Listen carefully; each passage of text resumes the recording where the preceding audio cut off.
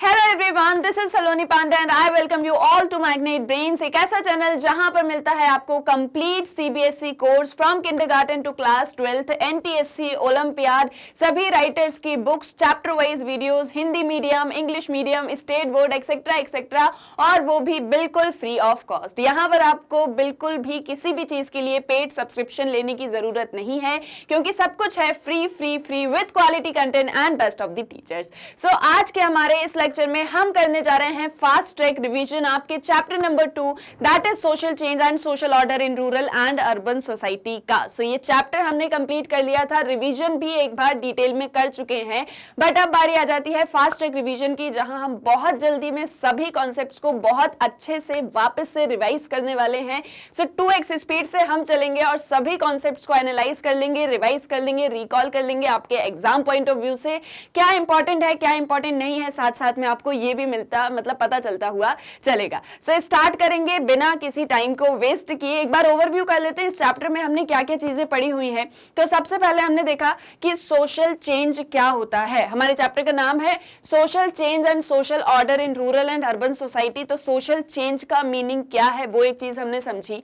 हमने देखा what are the different types of social changes, social changes कितने तरह के होते हैं, ये एक चीज हमने पढ़ी।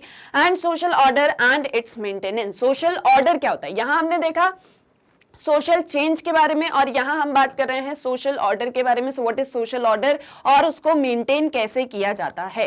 Then social change and order in rural and urban regions, जो हमारे रूरल एरियाज होते हैं, जो हमारे अर्बन एरियाज होते हैं, उन दोनों में सोशल चेंज कैसे होता है और कैसे ऑर्डर को मेंटेन करके रखा जाता है। ये सारी चीजों को हमने इस चैप्टर के अंदर पढ़ा हुआ है। अब वापस से रिकॉल करेंगे, स्टार्ट करेंगे हमारी फर्स्ट थीम के साथ में, that is the meaning of social change. अब देखो, चेंज एक ऐसी चीज है जो कि परमानेंट होता है। चेंज कैसा होता है? परमानेंट।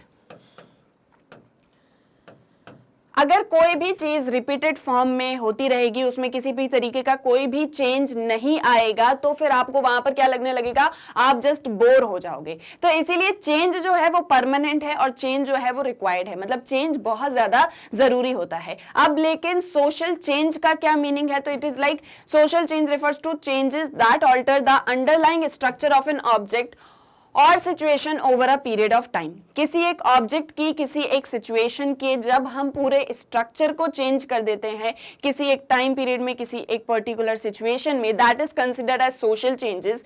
दस social change include any and all changes which are big and transforming things fundamentally. अब वैसे आप जब सोशल चेंज के बारे में पढ़ते हो तो सोशल चेंज के अंदर सभी तरह के चेंजेस आ जाते हैं। लाइक इकोनॉमी में चेंज हो रहा है तो उस पर सोसाइटी अफेक्ट हो रही है, पॉलिटी में चेंज हो रहा है, सोसाइटी अफेक्ट हो रही है, कल्चर में चेंज हो रहा है, इन्वायरमेंट में चेंज हो रहा है। ये सभी चेंजेस जो हैं आपके सोशल चेंज के अंदर आते हैं।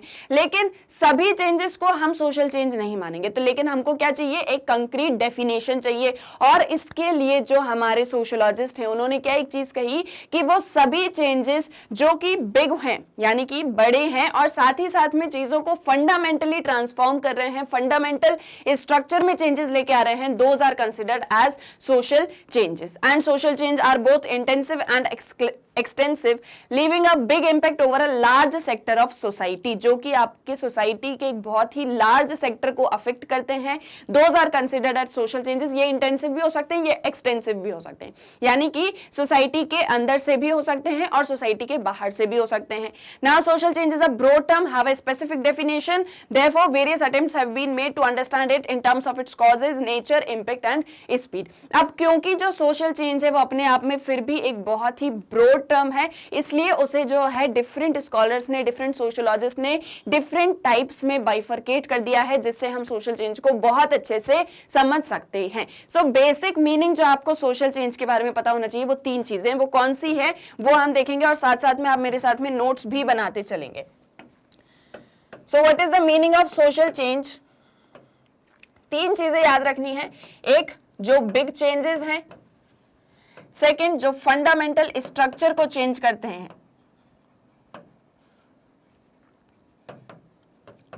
एंड थर्ड, जो लार्ज सेक्टर ऑफ सोसाइटी या लार्ज पॉपुलेशन को अफेक्ट कर रहे हैं। लार्ज सेक्टर या लार्ज पॉपुलेशन को जो अफेक्ट कर रहे हैं, those are considered as social changes. ये तीन चीज अगर आपको पता है तो यानी कि आपको सोशल चेंज का मीनिंग पता है। क्लियर है, यहां तक आ गया समझ में? अब आ जाओ नेक्स्ट टॉपिक पर, that is the types of social changes. तो देखो जो टाइप्स है सोशल चेंज के, वो 3 पार्ट्स में हमने उसको बाइफरकेट किया हुआ है, यानी सोशियोलॉजिस्ट ने इजी अंडरस्टैंडिंग के लिए उसे 3 पार्ट्स में डिवाइड कर दिया। सबसे पहला on the basis of pace and speed, कितनी तेजी से चेंज हो रहा है। Secondly on the basis of causes और सोर्सेज, किस तरह कौन कौन से सोर्सेज के थ्रू चेंज हो रहा है। On the basis of nature और इम्पैक्ट, उसका इम्पैक्ट कहां पर है, कैसा नेचर है उसका, इस एक चीज के बेसिस पर हमने सोशल चेंज को बाइफरकेट किया हुआ है। And on the basis of pace और स्पीड, 2 तरह के चेंजेस होते हैं, evolutionary and revolutionary changes. Second, on the basis of nature और impact, again 2 तरह के changes होते हैं, structural changes and changes in values and beliefs, जहां सोसाइटी का स्ट्रक्चर चेंज हो रहा है, जहां वैल्यूज और बिलीव्स में चेंजेस आ रहे हैं। अब अगर कॉजेज और सोर्सेज की बात करें तो कॉजेज 2 तरह के हो सकते हैं, एक होगा आपका इंटेंसिव एंड सेकेंड है आपका एक्सटेंसिव, यानी इंटरनल या एक्सटर्नल, ये 2 भी हम बोल सकते हैं, एंडोगेमस या एक्सोगेमस भी हम बोल सकते हैं। सो इस तरह से 2 कॉजेज के थ्रू चेंजेस होते हैं, but the sources are these 5, that is technological, environmental, economic, cultural and political. So ये जो है हमारे 5 तरह के चेंजेस होते हैं on the basis of causes and sources. Clear है? सो ये एक जो है बाइफरकेशन आपको बहुत अच्छे से ध्यान में होना चाहिए। आपके आंसर में मान लीजिए क्वेश्चन में आपसे पूछ लिया जाता है टाइप्स ऑफ सोशल चेंज बताइए, तो आप जब डिटेल में आंसर को लिखेंगे तो इस तरह से आप एक फ्लो चार्ट भी बना सकते हैं, और ये सभी टाइप सोशल चेंज के बहुत ज्यादा इंपॉर्टेंट भी हैं। अब आ जाओ एक एक करके जो है हम इन टाइप्स को डिस्कस करने वाले हैं शॉर्ट में। सो देखिए, Now our first type of change is evolutionary changes। अब evolutionary changes नाम से सजेस्ट करा, that is something that is evolving, जो एक चीज जो है मतलब इवॉल्व हो रही है, ग्रो कर रही है, that is your evolutionary changes। अब इसके अंदर हमने क्या एक चीज देखी कि इवोल्यूशन मतलब एक ऐसा चेंज जो कि स्लोली हो रहा है, ओवर अ टाइम पीरियड हो रहा है, मतलब धीरे धीरे टाइम के साथ में हो रहा है, जिसे हम ग्रेजुअल चेंज भी बोल सकते हैं, स्टेप बाय स्टेप चेंज भी बोल सकते हैं। नाउ ये जो एक टर्म है, ये जो एक कॉन्सेप्ट है, ये किसने दिया है? ये दिया है आपके चार्ल्स डार्विन ने, जो कि एक नेचुरल साइंटिस्ट है। इसमें जो आपने सोशल डार्विनिज्म पढ़ा हुआ था आपके चैप्टर के अंदर डिटेल में जब हमने पढ़ा, सो वो कॉन्सेप्ट एक बहुत ज्यादा इंपॉर्टेंट कॉन्सेप्ट है, आपको नोट करते हुए चलना है। अब नेचुरल साइंटिस्ट हैं चार्ल्स डार्विन, जो नेचुरल इवोल्यूशन की थ्योरी देते हैं कि कैसे धीरे धीरे जो है आप फिश होते हो, देन मैमल्स होते हो, देन आप फाइनली चिंपांजी बनते हो, वहां से आप ह्यूमंस बनते हो। तो ह्यूमंस जो है वो इवॉल्व कैसे हो रहे हैं, स्टेप बाय स्टेप हो रहे हैं, धीरे धीरे हो रहे हैं, और इसमें वो कॉन्सेप्ट देते हैं आपको सर्वाइवल ऑफ द फिटेस्ट का concept. Survival of the fittest में वो ये एक चीज बोलते हैं कि ऐसे चेंजिंग एनवायरनमेंट के साथ में जो भी ह्यूमन बीइंग सर्वाइव कर जाएगा, सिर्फ वही मतलब जो भी ह्यूमन बीइंग उसमें अडेप्ट कर पाएगा, वही लंबे समय तक जो है सर्वाइव करने वाला है। यानी कि जस्ट सपोज कोई भी नेचुरल कंडीशंस हैं, डिफरेंट डिफरेंट नेचुरल कंडीशंस हैं, जो भी ह्यूमन बीइंग्स इस सभी कंडीशंस में अडेप्ट कर पाता है, वही फाइनल जो है मतलब लास्ट स्टेज तक जाने वाला है, वही सर्वाइव करने वाला है। That is the survival of the fittest का कंसेप्ट। तो इस कंसेप्ट को वो क्या करते हैं, अपने सोशल वर्ल्ड में अप्लाई करते हैं। यानी कि उन्होंने कहा कि नेचुरल इवोल्यूशन कैसे होता है, ह्यूमन कैसे इवॉल्व होते हैं। सो डिफरेंट डिफरेंट सिचुएशंस होती हैं, जो भी उन डिफरेंट कंडीशंस में उस एनवायरनमेंट में अडेप्ट कर पाता है, वही सर्वाइव कर पाता है। That is your survival of the fittest का कंसेप्ट। और वो ये कहते हैं कि ये सोशल वर्ल्ड जो है ये चेंजिंग वर्ल्ड है, यानी ये धीरे धीरे slowly over a time period change होता रहता है, और इस चेंजिंग वर्ल्ड के साथ में जो भी सोसाइटी अडेप्ट कर पाएगी, सिर्फ वही सोसाइटी जो है लंबे समय तक सर्वाइव करने वाली है। सो इसको उन्होंने कहा सोशल डार्विनिज्म। इस पूरे कंसेप्ट को उन्होंने क्या एक टर्म दिया, सोशल डार्विनिज्म, एक ऐसी थ्योरी जो एडेप्टिव चेंज की इंपॉर्टेंस को बताती है। क्लियर है ये भी? सो इसमें आपको क्या चीजें ध्यान में रखनी है सोशल डार्विनिज्म की अगर हम बात करें? देखिए, सोशल डार्विनिज्म ये आपसे शॉर्ट में क्वेश्चन पूछा जा सकता है, सो इसलिए आपको ये पता होना चाहिए। ये किसने दी? चार्ल्स डार्विन ने दी। ये कॉन्सेप्ट, ये टर्म चार्ल्स डार्विन ने इवॉल्व किया, जो कि एक नेचुरल साइंटिस्ट हैं, और इन्होंने नेचुरल इवोल्यूशन की थ्योरी दी। किसकी थ्योरी दी? Natural evolution.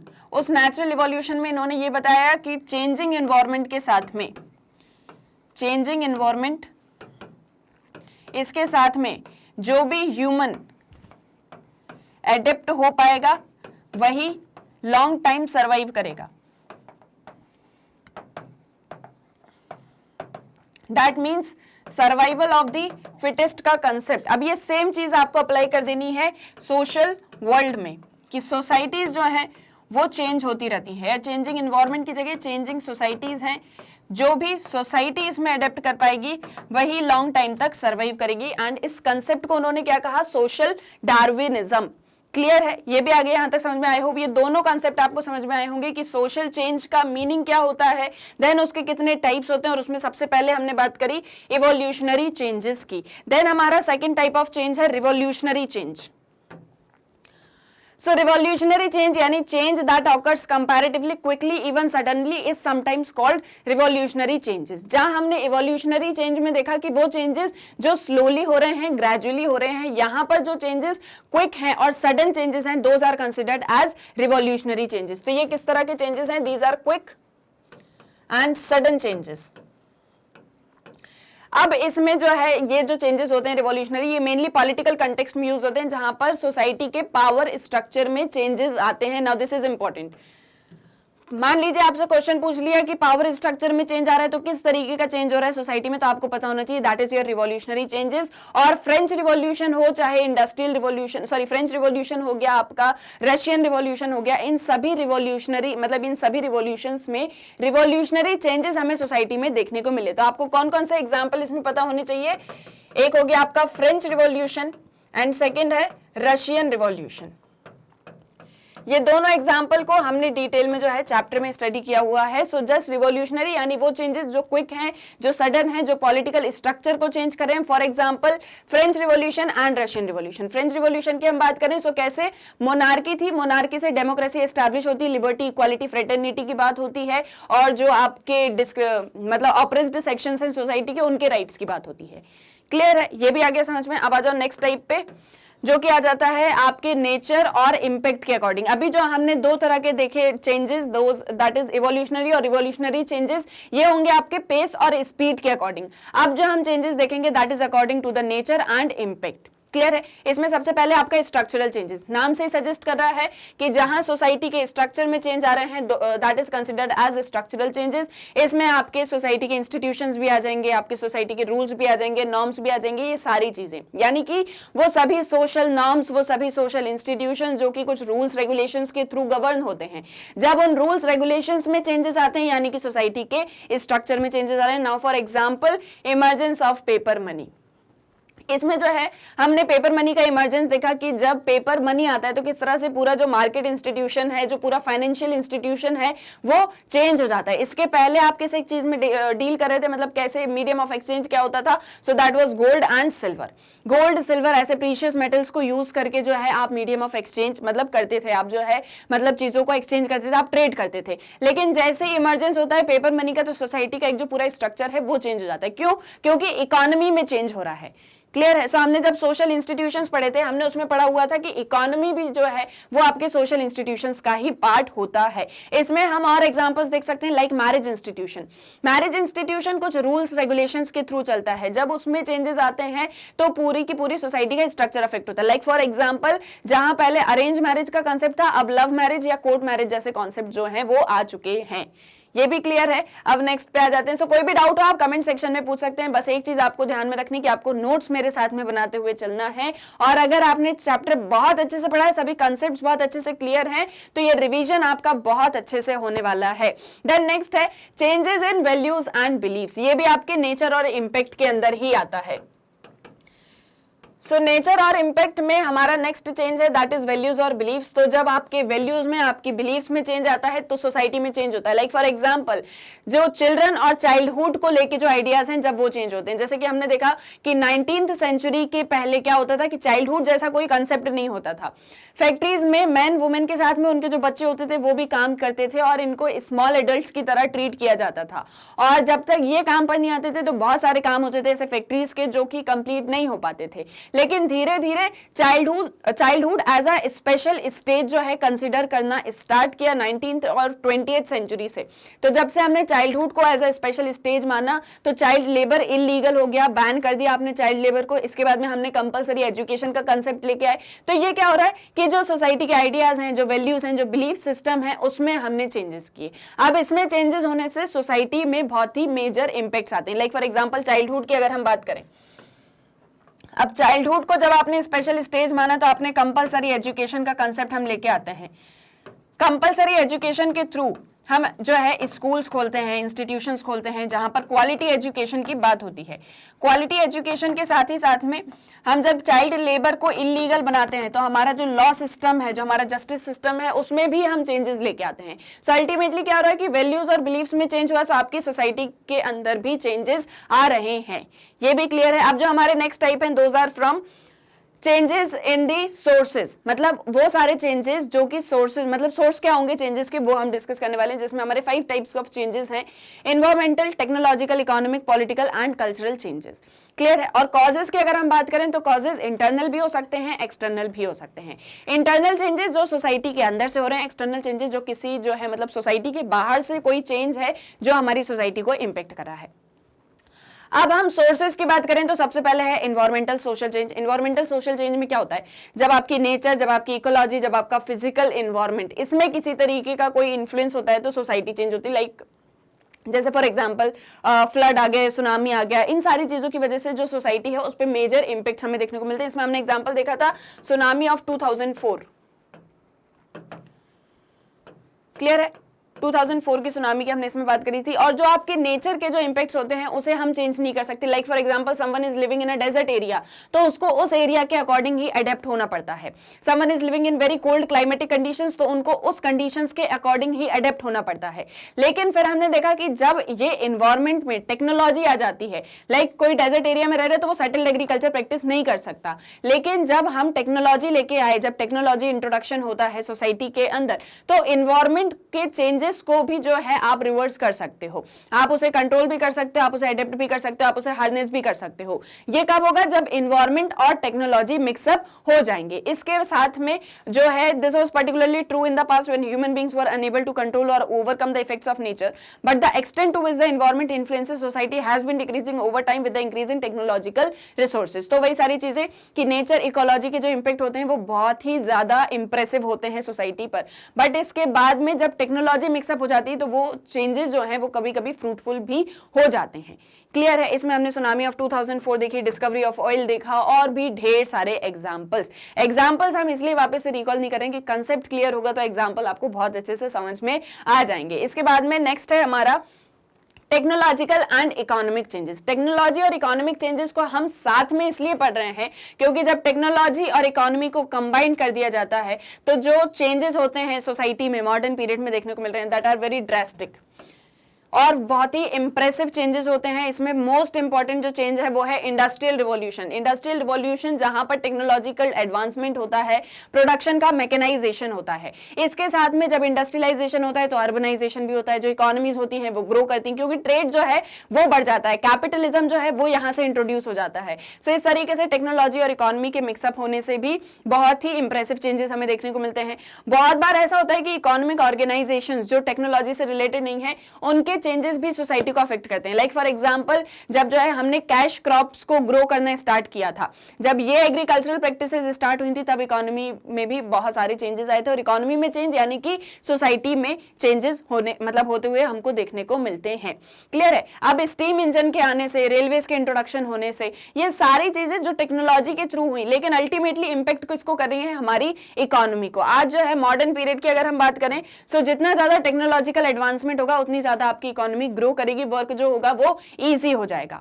क्लियर है। ये भी आए यहां तक समझ में। अब देखो नेक्स्ट है हमारा पॉलिटिकल चेंजेस। पॉलिटिकल चेंजेस यानी कि वो चेंजेस जो पॉलिटिकल फोर्सेस के थ्रू हो रहे हैं, आपकी पॉलिटी में हो रहे हैं, पॉलिटिक्स में हो रहे हैं, पावर में हो रहे हैं, मोड ऑफ गवर्नेंस में हो रहे हैं, स्टाइल ऑफ गवर्नेंस में हो रहे हैं, those are all considered as political changes. इसमें सबसे अच्छा एग्जांपल है हिस्ट्री ऑफ वॉरफेयर।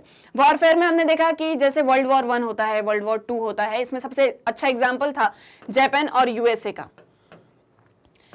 कि कैसे यूएसए जो है हिरोशिमा नागासाकी अटैक करता है जापान के ऊपर और अल्टीमेटली जापान की पूरी इकोनॉमी को कंट्रोल कर लेता है। और इसके बाद में जो जापान होता है वो यूएसए के अंडर में होता है। तो यूएसए कैसे काम करता है, कौन कौन सी टेक्निक्स अडॉप्ट करता है, इन सारी चीजों को जापान जो है साइलेंटली लर्न करता है। मतलब वो कौन बन जाता है, साइलेंट ऑब्जर्वर बन जाता है। सारी चीजों को लर्न करने के बाद में एक टाइम ऐसा आता है कि जापान इतना ज्यादा एडवांस हो जाता है यूएसए से सीखते सीखते कि एक दिन पूरी इकोनॉमी को जो है डोमिनेट कौन करने लग जाता है, जापान करने लग जाता है। So all this just because of the history of warfare. Although there are many such examples in history, it is interesting to consider a modern instance that of USA and Japan. So ultimately ये सारे changes की polity में changes आना, political structure में changes आना, कौन सी ideology dominant है। Politics is all about power. Politics के बारे में हमने पढ़ा हुआ है कि पॉलिटिक्स में सारी चीजें क्या होती हैं, पावर होती है। आपके पास में पावर है, आपकी पावर को लेजिटिमेसी मिल जाती है, साथ ही साथ में आपके पास में अथॉरिटी आ जाती है, आपको लोगों ने इलेक्ट कर मतलब चूज कर लिया इलेक्शंस के थ्रू। सो आपके पास में पावर है रूल करने की, आप रूल कर रहे हो, आपकी आइडियोलॉजी डोमिनेंस में है, that means you have a power. और फिर जब इन सारी चीजों में शिफ्ट होने लग जाता है, कोई और डोमिनेशन में आ जाता है, ये सारी चीजें किसके अंदर आती हैं, आपके पॉलिटिकल चेंजेस के अंदर। अब ये पॉलिटिकल चेंजेस सोसाइटी को कैसे इफेक्ट करें, तो जैसे हम यूएस और जापान की बात करें, एक टाइम यूएसए जो है वो डोमिनेट कर रहा था, तो उसकी इकोनॉमी ग्रो कर रही थी, इकोनॉमी ग्रो कर रही थी, सोसाइटी में चेंजेस आ रहे थे, सोसाइटी एडवांस्ड हो रही थी। एक दिन ये बिल्कुल रिवर्स हो जाता है, जापान डोमिनेशन में आ जाता है, जापान की इकोनॉमी ग्रो करती है, जापान की पीपल ग्रो करते हैं, जापान जो है मॉडर्नाइज हो जाता है, वर्ल्ड को डोमिनेट करने लग जाता है। क्लियर है यहां तक? देन नेक्स्ट है हमारा ये लास्ट टाइप ऑफ चेंज है, that is your cultural changes. So जब आपके कल्चर में चेंजेस आते हैं, आपके आइडियाज हो गए, आपके वैल्यूज हो गए, आपके बिलीव्स हो गए, सो ये सारी चीजें क्या करती हैं, लाइफ को आपकी शेप करती हैं। Culture is what? Culture is a way of life. इस कल्चर को हम बहुत ही मतलब एज अ शॉर्ट लेबल है, इस कल्चर के अंदर आपके आइडियाज भी आते हैं, आपकी वैल्यूज भी आती हैं, आपकी बिलीफ सिस्टम भी आते हैं, आपके अपने इंस्टीट्यूशंस, रोल्स, ये सारी चीजें आती हैं। So now changes in such ideas and beliefs lead naturally to changes in social life. जब आपके आइडियाज में चेंज आ गया, आपकी वैल्यूज में चेंज आ गया, मतलब आपकी वे ऑफ लाइफ में चेंज आ गया। तो इसमें जैसे कि हमने अभी एक एग्जाम्पल देखा कि जब वैल्यूज और बिलीव्स में चेंजेस आते हैं, जिसमें हमने चाइल्डहुड का कॉन्सेप्ट पढ़ा, सो ये जहां आपके इसमें चेंज आया तो चाइल्डहुड को लेके एक आपका पर्सपेक्टिव चेंज हो गया, आपकी वे ऑफ लाइफ भी कहीं ना कहीं अफेक्ट होती है। इसमें एक और एग्जांपल आप देखो कि कैसे जो है सोशो कल्चरल इंस्टीट्यूशंस हैं that has had a enormous social impact is religion. Religion की अगर हम बात करें, रिलीजन भी आपके कल्चर के अंदर आता है या कल्चर से रिलेटेड ही होता है। आप जैसे प्रोटेस्टेंट एथिक्स वगैरह जो होते हैं, क्रिश्चियनिटी की जो सेक्ट होती है, कैसे वो अपने रिलीजन के थ्रू जो है कैपिटलिज्म एस्टैब्लिश करते हैं, तो कहीं ना कहीं आपके जो आइडियाज हैं, आपके जो वैल्यूज हैं, बिलीफ सिस्टम है, उसमें चेंजेस आ जाते हैं। रिलीजन को यूज करके जो है बहुत सारे सेंट्स वगैरह जो हैं आपके आइडियाज में, आपके वैल्यू सिस्टम में चेंजेस लेकर आते हैं। सो ये सारे एग्जाम्पल्स जो आपने इसके अंदर पढ़े। नाउ मतलब मोस्ट इंपॉर्टेंट थिंग जो कि आपको नोट करनी चाहिए कि सबसे पहले आपको मीनिंग ऑफ सोशल चेंज पता होना चाहिए। सेकेंडली कितने टाइप्स ऑफ सोशल चेंजेस होते हैं ये आपको पता होना चाहिए बहुत अच्छे से, किसी के भी साथ में उसको मिक्सअप नहीं करना है। एंड थर्डली कि ये सभी चेंजेस एग्जैक्टली होते क्या है, एग्जैक्टली जैसे कि इवोल्यूशनरी चेंजेस है तो स्लो चेंजेस। सभी को एक बार रिवाइज कर लेते हैं और अच्छे से रिवाइज करते हैं। देखो हमने देखा इवोल्यूशनरी चेंजेस, ये हो गया आपका इवोल्यूशनरी, ये हो गया आपका revolutionary changes, then your structural changes, ये सबसे अच्छा तरीका याद करने का। देन आपके वैल्यूज और बिलीव्स में चेंजेस आते हैं। ये 4 टाइप्स ऑफ चेंजेस हमने देखे। ये दोनों किसके अंदर आते हैं, ये दोनों आते हैं आपके स्पीड के अंदर, ठीक है। स्ट्रक्चरल और वैल्यूज और बिलीफ किसके अंदर आते हैं, आपके इम्पैक्ट के अंदर। ये भी आ गया, मतलब समझ में आ गया, ये भी क्लियर है। फिर हमने देखे सोर्सेस के बेसिस पर, तो सोर्सेस के बेसिस पर हमने 5 टाइप्स ऑफ चेंजेस देखे। देखो कौन कौन से थे वो। सबसे पहला एनवायरनमेंट, ये मैंने ईवीएस उसको शॉर्ट में लिख दिया। इसके बाद में हमने देखा टेक्नोलॉजी और इकोनॉमिक चेंजेस। देन इसके बाद में हमने क्या देखा, political changes, cultural changes. Clear है? 1 2 3 4 5 ये हमारे 5 टाइप्स ऑफ चेंजेस हो गए। टेक्नोलॉजी और इकोनॉमी को हमने कंबाइंड फॉर्म में देखा। ना स्पीड की हम बात करें, इवोल्यूशनरी स्लो, रिवोल्यूशनरी फास्ट और क्विक चेंजेस। ये कॉन्सेप्ट क्लियर होने चाहिए। इवोल्यूशनरी में आपने कौन सा एग्जांपल देखा, सोशल डार्विनिज्म का। रिवोल्यूशनरी में आपने कौन सा एग्जांपल देखा, French revolution, industrial revolution. Note करते चलिए। अब हम आ जाए स्ट्रक्चरल और वैल्यूज और बिलीव्स की बात पे। सो यहाँ पर इंपैक्ट किस एक चीज पर इंपैक्ट कर रहे हैं, स्ट्रक्चरल चेंजेस आपके सोशल इंस्टीट्यूशन पर इंपैक्ट कर रहा है। सोशल इंस्टीट्यूशंस इंपैक्ट हो रहे हैं अल्टीमेटली सोसाइटी का स्ट्रक्चर। क्लियर है? वैल्यूज और बिलीव्स की हम बात करें तो आपके आइडियाज पर इंपैक्ट कर रहा है। आपके कौन कौन से आइडियाज होते हैं, क्या बिलीफ सिस्टम है, ये सारी चीजें यहाँ पर इंपैक्ट हो रही हैं। नेक्स्ट हम आ जाए सोर्सेज की हम बात करें। इन्वायरमेंटल चेंजेस आपकी नेचर, इकोलॉजी, इन सारी चीजों को इंपैक्ट करता है। क्लियर है, नेचर इंपैक्ट हो रहा है, सोसाइटी इंपैक्ट हो रही है। टेक्नोलॉजी और इकोनॉमी, इन्वायरमेंट में आपने काय का एग्जांपल देखना, आपने सुनामी का एग्जांपल पढ़ा। सोशल इंस्टीट्यूशंस में आपने काय का एग्जांपल पढ़ा, यहाँ पर आपने देखा मैरिज इंस्टीट्यूशन का एग्जांपल, करेंसी जो है मतलब जब पेपर मनी आ जाता है वो आपने एक एग्जांपल देखा, इसमें आपने चाइल्डहुड का एग्जांपल देखा। एग्जांपल्स भी नोट करते चलिए। अब इन्वायरमेंटल चेंजेस नेचर को इंपैक्ट कर रहा है। टेक्नोलॉजी और इकोनॉमी, टेक्नोलॉजी और इकोनॉमी में हमने देखा जैसे कि इंडस्ट्रियल रिवॉल्यूशन की हमने बात करी। इसके बाद में जो है हमने इसमें और कौन सी चीजें डिस्कस करी, हमने इसमें जो है जो आपका कैश क्रॉप एग्रीकल्चर, जब वो हम प्रैक्टिस करने लग जाते हैं उसकी एक चीज की हमने यहाँ पर डिस्कशन करा। पॉलिटिकल चेंजेस, जो आपके पॉलिटिकल स्ट्रक्चर या पावर की हम बात करें, पावर स्ट्रक्चर में चेंजेस आ रहे हैं। क्लियर है, टेक्नोलॉजी और इकोनॉमी में क्या एक चीज समझोगे कि टेक्नोलॉजी और इकोनॉमी जब मिक्सअप हो जाते हैं कंबाइंड वे में, तो मॉडर्न पीरियड में चेंजेस हमको जो देखने को मिल रहे हैं। कल्चरल चेंजेस की हम बात करें, अगेन जो आपके आइडियाज हैं, आपके वैल्यूज हैं, बिलीफ सिस्टम, इसमें चेंजेस। और यहां पर आपके अल्टीमेटली किसी चीज में चेंज आता है, आपकी वे ऑफ लाइफ में। इसमें भी हमने ढेर सारे एग्जाम्पल पढ़े। सो ये अगर आपने शॉर्ट में बहुत अच्छे से समझ लिया तो आपके लिए बहुत बहुत बहुत ज्यादा इंपॉर्टेंट है। अब हम इसमें बात करें कि क्वेश्चन किस में से आ सकता है। वैसे एक क्वेश्चन आ सकता है कि सभी सोशल टाइप्स को डिस्क्राइब करिए, ये हो गया आपका एक लॉन्ग में क्वेश्चन। लेकिन अगर हम सेपरेटली बात करें तो सबसे ज्यादा इंपॉर्टेंट है आपका इवोल्यूशनरी चेंजेस, ये सबसे ज्यादा इंपॉर्टेंट है। आपका वैल्यूज और बिलीव्स में चाइल्डहुड का कॉन्सेप्ट सबसे ज्यादा इंपॉर्टेंट है। टेक्नोलॉजी और इकोनॉमी आपका सबसे ज्यादा इंपॉर्टेंट है। ये तीन आपके मोस्ट इंपॉर्टेंट चेंजेस जो आपको बहुत अच्छे से पता होने चाहिए। क्लियर है, कोई डाउट तो नहीं है यहां तक। सो बहुत ही तेजी से जो है हम चल रहे हैं सभी कॉन्सेप्ट्स को, क्योंकि हमें बहुत अच्छे से रिवाइज भी करना है, जल्दी भी करना है। मतलब जल्दबाजी नहीं करना है, पर जल्दी में जो है हमको सारी चीजों को रिवाइज कर लेना है, अच्छे से समझ लेना है। क्लियर है, अब आ जाते हैं हमारे नेक्स्ट टॉपिक पर, दैट इज सोशल ऑर्डर। अभी जो हमारा फर्स्ट पार्ट था that is meaning of social change and its types, जो हमने चैप्टर में पढ़ा वो हमने डिस्कस कर लिया।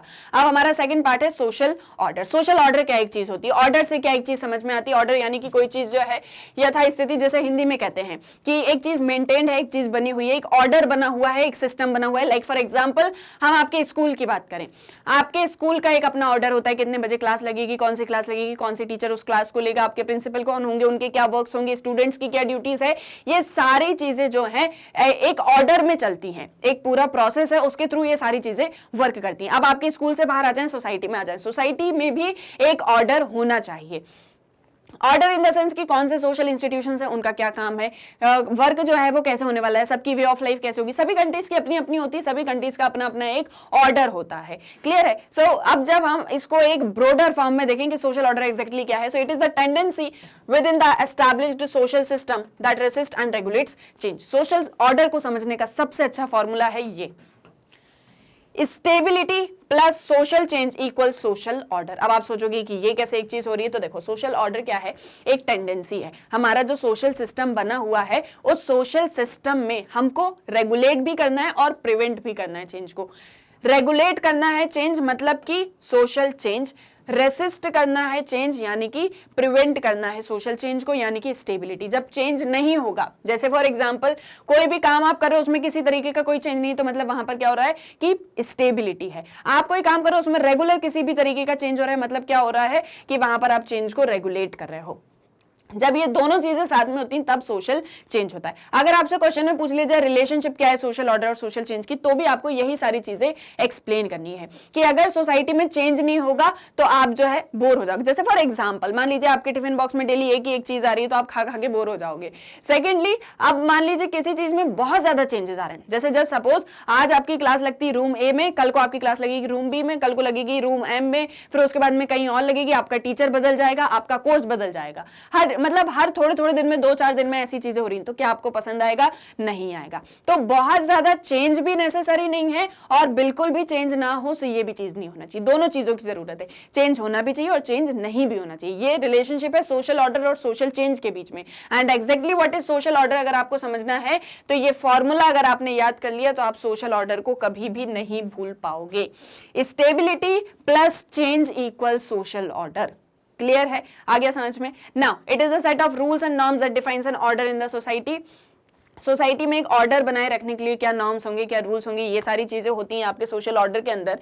ये सभी जो नॉर्म्स होते हैं ये धीरे धीरे टाइम पीरियड के साथ में चेंज भी होते हैं, इवॉल्व होते हैं। अल्टीमेटली क्या होता है, इवॉल्व होते हैं। चेंज जो होती है वो एक अलग चीज होती है, इवॉल्व होना एक अलग चीज होती है। इवोल्यूशन या इवॉल्व होने की हम बात करें, सो जो टाइम के साथ में step by step according to the needs, according to the requirement चीजों में बदलाव आ रहा है, दैट इज योर इवोल्यूशन। लेकिन वही जो चेंज होता है वो पूरी मतलब एक ड्रास्टिक चेंज, मतलब कि जो वो चेंजेस जो लार्ज सेक्टर ऑफ सोसाइटी को अफेक्ट कर रही हैं। क्लियर है, आए यहाँ पे समझ में मीनिंग ऑफ सोशल ऑर्डर। सबसे अच्छा आप तो ये फॉर्मूला याद कर लो और ये एक लाइन याद कर लो। अब आ जाते हैं नेक्स्ट पे, that is your maintenance of social order. Social order समझ में आ गया, सोशल चेंज और सोशल ऑर्डर की क्या एक रिलेशनशिप है। अब सोशल ऑर्डर के मेंटेनेंस की अगर हम बात करें तो जैसे मैंने आपसे कहा कि स्टेबिलिटी प्लस चेंज, तो सोशल ऑर्डर बना रहेगा। स्टेबिलिटी भी होनी चाहिए, चेंज भी होना चाहिए, तो सोशल ऑर्डर बना रहेगा। लेकिन एग्जैक्टली बोलने में तो आ गया समझ में कि स्टेबिलिटी और ऑर्डर, लेकिन बनाएंगे कैसे, कैसे ये सारी चीजें होंगी। So the concept of social order is not limited to just resistance to change, it refers to the active maintenance and reproduction of particular patterns of social relations and of values and norms. जो concept है वो सिर्फ और सिर्फ resistance को लेकर नहीं है कि स्टेबिलिटी होगी तो सोशल चेंज होगा। इसका मतलब है active maintenance and reproduction of particular patterns. ये एक लाइन आपको याद रखनी है मेंटेनेंस ऑफ सोशल ऑर्डर में। एक्टिव रिप्रोडक्शन का मतलब कि हर एक चीज जो है वो according to needs, according to changing time evolve हो रही है, रिप्रोड्यूस हो रही है, मेंटेन भी है और साथ ही साथ में रिप्रोड्यूस भी हो रही है। जैसे सोशल डार्विनिज्म में हमने पढ़ा सर्वाइवल ऑफ द फिटेस्ट का concept. Survival of the fittest के कंसेप्ट में हमने क्या एक चीज देखी कि जो सोसाइटी अडेप्ट करेगी वो लंबे समय तक सर्वाइव करेगी।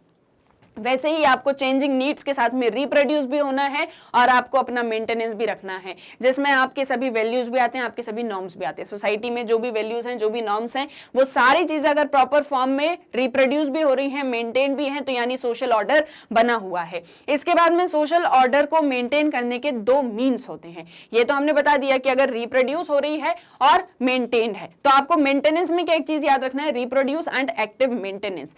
अब इसके बाद में सोशल ऑर्डर को मेंटेन करने के दो तरीके होते हैं। सबसे पहला है spontaneous abiding of norms, that is socialisation, and power of और coercion, that is social control. अब देखो स्पॉन्टेनियस अबाइडिंग ऑफ नॉर्म्स में क्या एक चीज होती है कि वो सभी पीपल जो खुद से मतलब अपनी इच्छा से सभी नॉर्म, सभी वैल्यूज को फॉलो कर रहे हैं। क्यों? क्योंकि उनका सोशलाइजेशन हुआ है।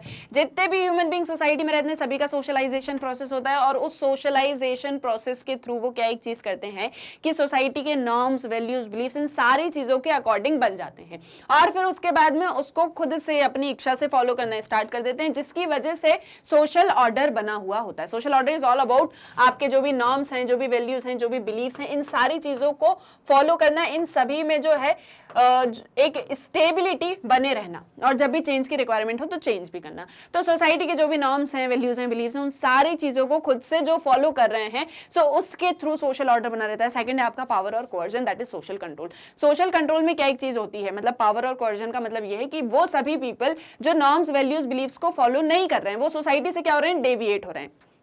अब आपने डेविएशन का कंसेप्ट पढ़ा है, आपने सोशल कंट्रोल का कंसेप्ट भी पढ़ा हुआ है। तो जो भी पीपल डेविएट हो रहे हैं उनको सोशल कंट्रोल करके वापस से सोसाइटी के अकॉर्डिंग बना दिया जाता है। ये कोई पर्सन ऐसे जा रहा है तो इसको सोसाइटी ने ऐसे लाके वापस से सोसाइटी के अकॉर्डिंग बना दिया। तो दैट इज योर पावर और कोअर्जन, फोर्स यूज करना, पावर को यूज करना और सोसाइटी के अकॉर्डिंग बना देना। अगर ऐसा नहीं होगा, अगर जो पीपल हैं, जो ह्यूमन बींग्स हैं, वो नॉर्म्स, वैल्यूज, बिलीव्स को फॉलो नहीं करेंगे तो सोसाइटी का कॉन्सेप्ट अपने आप में जो है डिसइंटीग्रेट हो जाएगा। मतलब सोसाइटी का जो कांसेप्ट होता है यूनिटी, इंटीग्रेशन, वो रहेगा ही नहीं। तो इसीलिए इन दो तरीके से सोशल ऑर्डर को बनाए रखा जाता है, एक सोशलाइजेशन प्रोसेस के थ्रू और दूसरा है आपका सोशल कंट्रोल के थ्रू। तो ये तो हमारे एग्जांपल्स हैं, इन्हें आपको मतलब इनके एग्जांपल्स आपको ये जो हेडिंग्स हैं उसमें देना है। First means is spontaneous abiding of norms and second is power और कोअर्जन। क्लियर है, ये भी आ गया समझ में कि हम सोशल ऑर्डर को कैसे मेंटेन करके रख सकते हैं। Now other dimensions in maintaining social order. इसके अलावा एक तो हमने कहा कि नॉर्म्स, वैल्यूज, बिलीफ्स को कोई फॉलो कर रहा है मतलब वो सोशल ऑर्डर बना हुआ है, मतलब उसमें कोई चेंज नहीं आ रहा। दूसरा, जो नहीं कर रहे तो उसको वो एक चीज करवाना है। सेकेंडली, अब देखो एक और चीज की और भी क्या तरीके होते हैं सोशल ऑर्डर के लिए। एक होता है डोमिनेशन, अथॉरिटी और लॉ। डोमिनेशन यानी कि कोई ऐसा पर्सन जो आपके बिहेवियर को इन्फ्लुएंस कर रहा है, डोमिनेट कर रहा है। वो डोमिनेट इसलिए कर पा रहा है क्योंकि उसके पास में क्या है, पावर है। कोई पर्सन पावरफुल है, वो आपके ऊपर डोमिनेट करता है, आपके डिसीजंस को, आपकी लाइफ को इन्फ्लुएंस कर सकता है। दैट इज मीन्स कि वो पावर, मतलब वो पावरफुल है, वो डोमिनेशन में है, वो डोमिनेटिंग पर्सन है। और उसकी पावर को जब एक्सेप्ट कर लिया जाता है, उसकी पावर को जब एक्सेप्ट कर लिया जाता है, राइट मान लिया जाता है, यानी कि इन शॉर्ट जब लेजिटिमेट मान लिया जाता है, जब उस पर्सन की पावर को लेजिटिमेट मान लिया जाता है, तो उसके पास में अथॉरिटी होती है। उसके पास में क्या होती है, अथॉरिटी होती है, अधिकार होता है। और ये अथॉरिटी लॉ के थ्रू आती है आपके पास में। लाइक फॉर एग्जांपल अथॉरिटी कोई जज की हो गई, कोई इसके बाद में आपके जो है मतलब पुलिस ऑफिसर की हो गई, कोई टीचर की अथॉरिटी हो गई। ये सारी अथॉरिटी क्या मिली है, बाय लॉ मिली है। बहुत सी ऐसी अथॉरिटी होती हैं जो कि मतलब अनलॉफुल होती है। लाइक फॉर एग्जाम्पल कोई रिलीजियस लीडर है, उसकी अथॉरिटी है। सो ये सारी चीजें भी होती है, मतलब अथॉरिटी लॉफुल भी होती है, अनलॉफुल भी होती है, लेकिन सबसे ज्यादा जो मानी जाती है वो कौन सी होती है, लॉफुल अथॉरिटी होती है। तो यानी कि लॉज के थ्रू, अथॉरिटी को यूज करके, डोमिनेशन के थ्रू हम सोसाइटी में सोशल ऑर्डर बनाए रखते हैं। लाइक फॉर एग्जांपल पुलिस किस लिए, कि कोई जो है किसी भी तरह के लॉ को वायलेट ना करे, कोई भी लॉ को ना तोड़े। इसके बाद में जज है, वो सबके लिए जस्टिस प्रोवाइड करने के लिए है। जो गवर्नमेंट है वो किस एक चीज के लिए है, वो पावर को यूज करके प्लान्स, पॉलिसीज को इंप्लीमेंट करती है, आपके बेटरमेंट के लिए है। सो अल्टीमेटली इन तीनों चीजों के थ्रू हम क्या एक चीज मेंटेन करके रख सकते हैं, सोशल ऑर्डर। अब इसी का एक बिल्कुल अपोजिट पार्ट है, that is contestation, crime and violence. Contestation और डिसेंट। डिसेंट का मतलब क्या होता है कि जहां पर आप किसी चीज से अग्री नहीं करते हो, डिसएग्रीमेंट इन शॉर्ट, और समझो डिसएग्रीमेंट मतलब आप किसी चीज से अग्री नहीं कर पा रहे हो, आपको कोई चीज पसंद नहीं आ रही, आप कंटेस्टेशन कर रहे हो, आप उस चीज का विरोध कर रहे हो, इन शॉर्ट। अब इसके बाद में क्राइम कब होता है, जब आप लॉ को वायलेट करते हो। आपने किसी तरह के लॉ को वायलेट करा, मतलब आपने क्राइम करा। वायलेंस बहुत एक्सट्रीम फॉर्म होता है डिसएग्रीमेंट शो करने का, जहां आप ना केवल लॉ को वायलेट करते हो, बल्कि साथ ही साथ में जो सोसाइटी के नॉर्म्स होते हैं, आप उसे भी वायलेट कर रहे होते हो।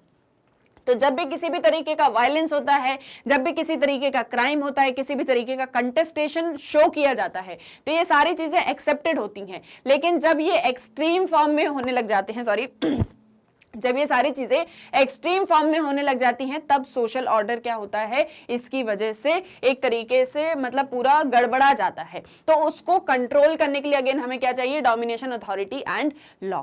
क्लियर है, ये भी आ गया यहां तक समझ में। तो ये दो तरीके होते हैं जिसके थ्रू हम सोशल ऑर्डर को मेंटेन करते हैं। तो यहां आप एक चीज समझ सकते हो कि जैसे हमने अभी पढ़ा कि कोई अपनी इच्छा से सभी नॉर्म्स को फॉलो कर रहा है, मतलब सोशलाइजेशन का प्रोसेस है। कोई उसको फॉलो नहीं कर रहा, उसे डेविएट हो रहा है, तो उसके लिए हमें सोशल कंट्रोल की जरूरत है। तो इन सारी चीजों में भी हम क्या करते हैं, हम सोशल कंट्रोल करते हैं, उसको पनिश भी करते हैं। अब जैसे फॉर एग्जाम्पल किसी ने क्राइम कमिट किया, मतलब उसने लॉ को वायलेट किया है। लॉ को वायलेट किया है तो मतलब पुलिस उसको अपनी अथॉरिटी के थ्रू क्या करेगी, उसको जो भी पनिशमेंट होगी वो सारी चीजें प्रोवाइड करने वाली है।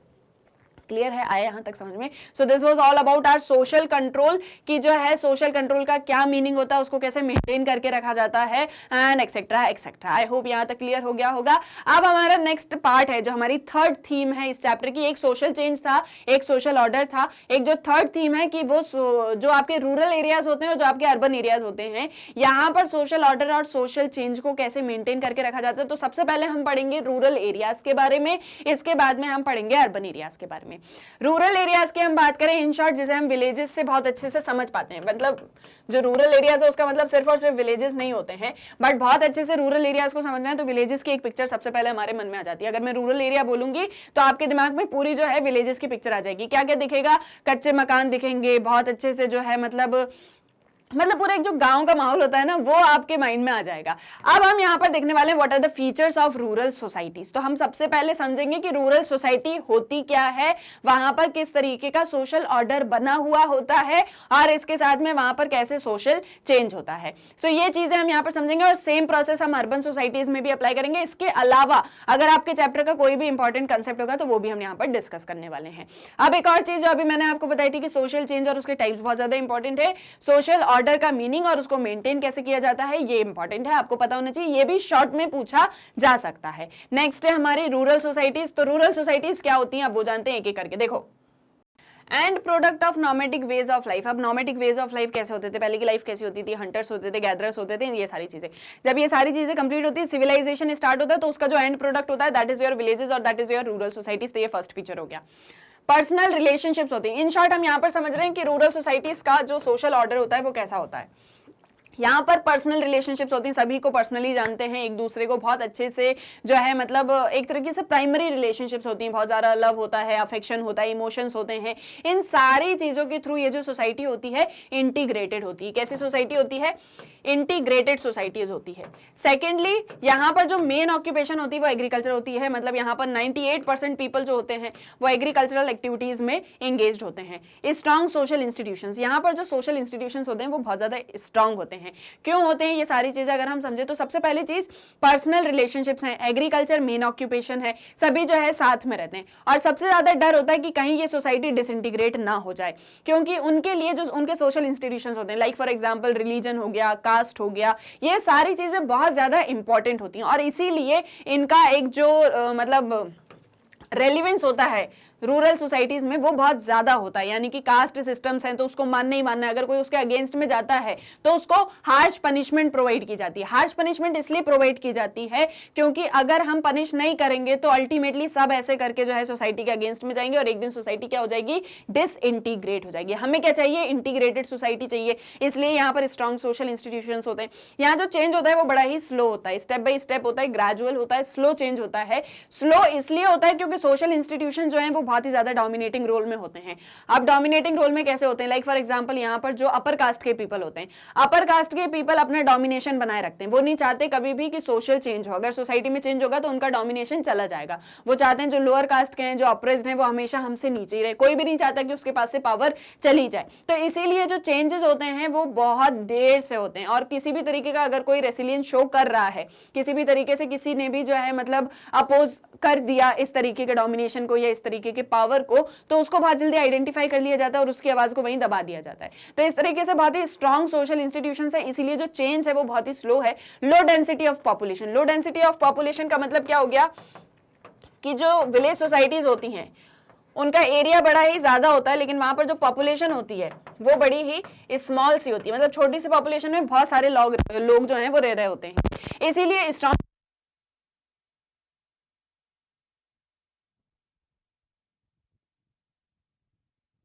कि सोशल ऑर्डर कैसा होता है सोसाइटीज में।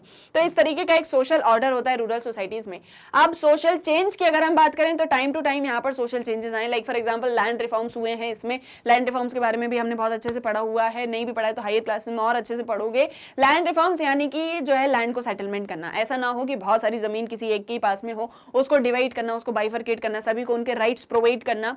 Emergence of dominant caste by M N Srinivas. M N Srinivas dominant caste का कॉन्सेप्ट एक्सप्लेन करते हैं, दिस इज वेरी इंपॉर्टेंट, ये आपको पता होना चाहिए।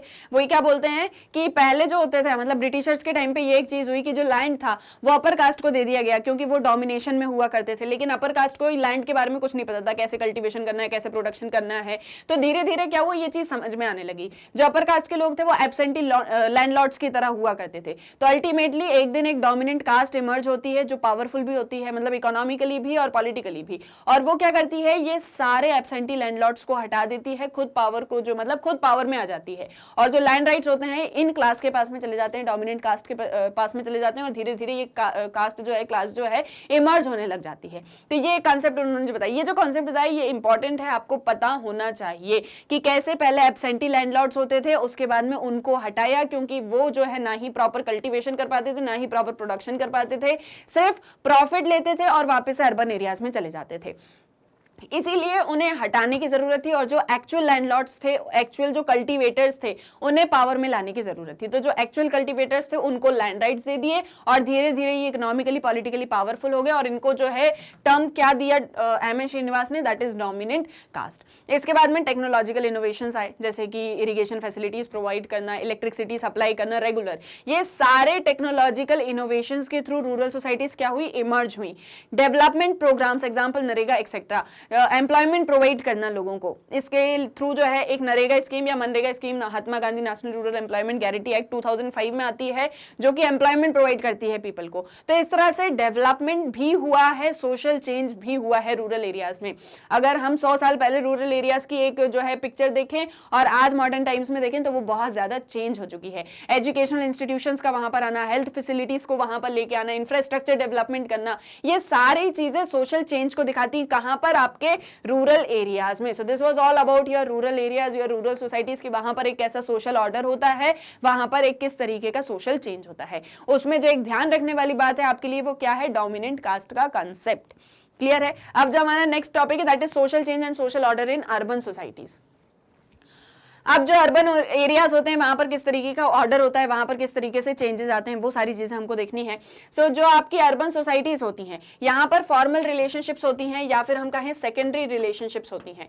जैसे कि हमने देखा कि अर्बन जो आपके रूरल एरियाज हैं वहां पर प्राइमरी रिलेशनशिप्स हैं, पर्सनल रिलेशनशिप्स हैं, ऐसा नहीं होता है। यहाँ पर सेकेंडरी रिलेशनशिप्स होती हैं, फॉर्मल रिलेशनशिप्स होती हैं, सब एक दूसरे को ज्यादा आइडेंटिफाई नहीं करते हैं, बिजी होते हैं पीपल अपनी लाइफ में, अपने काम में बहुत ज्यादा बिजी होते हैं। नॉन एग्रीकल्चरल ऑक्यूपेशंस मेनली यहाँ पर होती हैं, इंडस्ट्रीज होगी, फैक्ट्रीज हो गई, और इसके अलावा दूसरी ऑक्यूपेशंस जो कि एग्रीकल्चर से रिलेटेड नहीं होती हैं डायरेक्टली। सोशल चेंज यहाँ पर फ्रीक्वेंट होता है। सोशल चेंज यहाँ पर कैसा होता है, फ्रीक्वेंट होता है। सोशल इंस्टीट्यूशंस यहाँ पर वीक होते हैं, यानी कि जो सोसाइटी में इंस्टीट्यूशंस हो गए, कास्ट हो गए, रिलीजन हो गए, इन सारी चीजों का इफेक्ट उतना ज्यादा नहीं होता है जितना ज्यादा रूरल एरियाज में होता है। यहाँ पर सभी अपने अपने काम में बहुत ज्यादा बिजी होते हैं, अपनी अपनी लाइफ में होते हैं। न्यूक्लियर फैमिली का कंसेप्ट हमें यहाँ पर देखने को मिलता है। कैसा कंसेप्ट, न्यूक्लियर फैमिली। और वहीं हमको विलेजेस में कैसा देखने को मिलता था, जॉइंट फैमिली का कंसेप्ट। न्यूक्लियर फैमिली सब अभी अपने अपने वर्क में बिजी है, बिजी लाइफ होती है, इसके बाद में जो है मतलब एक्स्ट्रा टाइम नहीं होता लोगों के पास में, इसलिए जो सोशल इंस्टीट्यूशंस है उनमें ज्यादा एग्जिस्ट नहीं करते हैं। साथ ही साथ में जैसे कास्ट, रिलीजन, ये सारे इंस्टीट्यूशंस की हम बात करें तो यहाँ पर जो ऑक्यूपेशन होती है, मतलब पीपल की जो ऑक्यूपेशन है, आप जो काम कर रहे हो, तो ऐसा होता है कि फैक्ट्रीज में अपर कास्ट के लोग भी काम कर रहे हैं, लोअर कास्ट के भी लोग काम कर रहे हैं, आपको सबको मिल बांट के काम करना है। So ultimately weak social institutions और चेंज होता है वो फ्रीक्वेंट होता है। डेंसिटी ऑफ पॉपुलेशन ज्यादा है, मतलब एरिया जो है वो छोटा है और जो पॉपुलेशन है वो बहुत ज्यादा है। Modern forms of governance and product of urbanisation. Industrialisation होता है, इंडस्ट्रियलाइजेशन के बाद में इंडस्ट्रीज, फैक्ट्री सेटअप होती हैं टाउन्स में, सिटीज में, जिसकी वजह से रूरल पीपल जो होते हैं वो in search of job, in search of work urban areas में आते हैं और इसकी वजह से अर्बनाइजेशन होता है। अर्बनाइजेशन में मॉडर्न फॉर्म ऑफ गवर्नेंस हमको देखने को मिलती है, जहां पर जो है आपको डेमोक्रेसी भी देखने को मिलेगी, आपको प्लान्स, फैसिलिटीज, जो है policies, implementation, decision making, health facility, infrastructure, ये सारी चीजें देखने को मिलती हैं। फैसिलिटीज बहुत ज्यादा होती हैं, तो इस तरीके का एक ऑर्डर जो है वो हमको अर्बन सोसाइटीज में देखने को मिलता है। अब जैसे हमने टाउन और सिटी की एक बात करी, सो टाउन और सिटी में जो बेसिक डिफरेंस होता है that is an administrative concern, यानी कि जो आपका टाउन होता है वो एक बहुत ही स्मॉलर पोर्शन है जहां पर एरिया कम है और पॉपुलेशन ज्यादा है, मतलब एक छोटी एंटिटी है। टाउन क्या है, एक स्मॉल एंटिटी है, और इसी के बाद में बहुत सारे टाउन्स को मिक्सअप कर देंगे तो वो आपकी सिटी बन जाएगी, that is an large entity. बस इस एक चीज का डिफरेंस होता है टाउन और सिटी के बीच में, इसके अलावा ज्यादा डिफरेंसेस आपको यहां पर देखने को नहीं मिलेंगे, और ये एक ऑर्डर जो है यहां पर प्रिवेल करता है। नेक्स्ट जो है आपका अर्बन एग्लोमरेशन और मेट्रोपॉलिटन एरिया। तो अर्बन एग्लोमरेशन मतलब एक ऐसी सिटी जिसके आसपास में कुछ सब अर्बन एरिया, सैटेलाइट सेटलमेंट्स हो रहे हैं। जैसे फॉर एग्जाम्पल ये कोई एरिया है, ये कोई सिटी है, इसके आसपास में और ज्यादा जो है अर्बन सेटलमेंट्स हो रहे हैं, और ज्यादा फैक्ट्रीज, इंडस्ट्रीज, सेटलमेंट्स हो रहे हैं, सैटेलाइट सेटलमेंट्स हो रहे हैं, that is your urban agglomeration. Metropolitan area का मतलब ये होता है कि कंटिन्यूअस अर्बन सेटलमेंट, मतलब एक सिंगल सिटी जिसमें जो है अर्बन सेटलमेंट होता जा रहा है, वो एक बहुत ही लार्ज सिटी जो है, मतलब एक बहुत ही बड़ा एरिया बनता चला जा रहा है। वहां पर बहुत सारे आपको अर्बन फीचर्स देखने को मिलेंगे, जैसे मैंने अभी आपको डिस्कस करे हमने अर्बन फीचर्स, वो सारी चीजें आपको वहां पर देखने को मिलेंगी।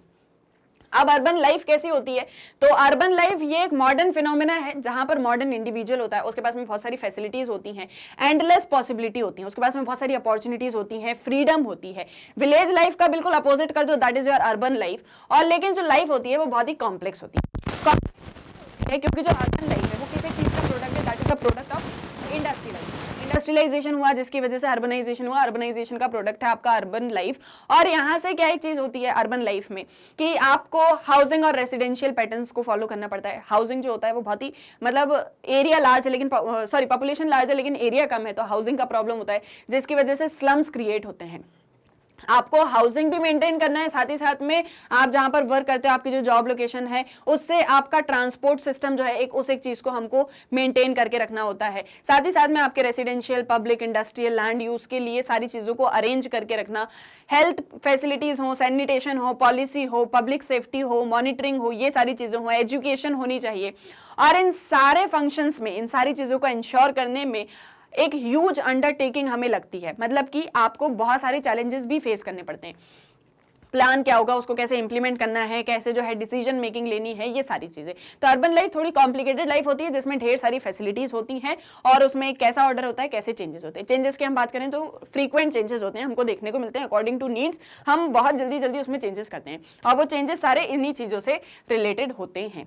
क्लियर है, आए यहां तक समझ में? So this here we end our chapter number 2 that is social change and social order in rural and urban society. I hope सारी चीजें बहुत अच्छे से क्लियर हो गई होंगी कि मीनिंग क्या होता है, टाइप्स क्या होते हैं, सोशल ऑर्डर क्या होता है, कैसे उसको मेंटेन करना है, रूरल एरियाज अर्बन एरियाज क्या होते हैं, कैसे वहां पर आपको सारी चीजें जो है अच्छे से ध्यान में रखनी है, ऑर्डर कैसा है, चेंज कैसा है। इसके बाद में जितने भी कंसेप्ट्स हमने इस फास्ट ट्रैक रिवीजन में रिवाइज करे हैं वो सभी बहुत बहुत बहुत इंपॉर्टेंट है आपके एग्जाम पॉइंट ऑफ व्यू से। अब इसके बाद में अगर आपको अभी भी किसी भी कंसेप्ट में कोई भी डाउट है तो आपको जो चैप्टर के डिटेल वीडियोस की लिंक है वो सब्सक्रिप्शन जो है इस वीडियो के लिंक में मिल जाएगा। इसके बाद में आपको जो है अगर कंप्लीट चैप्टर रिवीजन डिटेल वाला देखना है तो वो भी लिंक आपको इस वीडियो के जो है डिस्क्रिप्शन बॉक्स में मिल जाएगी। क्लियर है, आई होप सभी चीजें क्लियर हो गई होंगी, कोई भी डाउट नहीं होगा। अब इसके बाद में आपको एक काम और करना है कि जो आपके फ्रेंड्स हैं, आपके रिलेटिव्स हैं जो हिंदी मीडियम में पढ़ रहे हैं, आपको उनको बताना है कि मैग्नेट ब्रेन्स ने अपना हिंदी मीडियम चैनल भी लॉन्च कर दिया है जिसमें आपको सभी सीक्वेंस वाइज वीडियोस मिल जाएंगे। और हमारी जो वेबसाइट है www.magnetbrains.com उसमें आपको सभी बुक्स के, सभी जो है चैप्टर्स के, सभी सीक्वेंस वाइज वीडियोस आपकी सुविधा के लिए बना के रख दिए हैं, तो आराम से आप वहां से पढ़ सकते हैं, कोई प्रॉब्लम नहीं आएगी। इसके आपको चाहिए कि मैग्नेट ब्रेन्स ऐप चाहिए तो आप प्ले स्टोर से उसको भी डाउनलोड कर सकते हो, बहुत इजीली अपनी पढ़ाई को करो and all the very very best. बस एक चीज नहीं भूलना है कि इस वीडियो को लाइक करना है, शेयर करना और इस चैनल को सब्सक्राइब करना मत भूलिएगा। हम मिलेंगे हमारे नेक्स्ट वीडियो लेक्चर में। Thank you very much.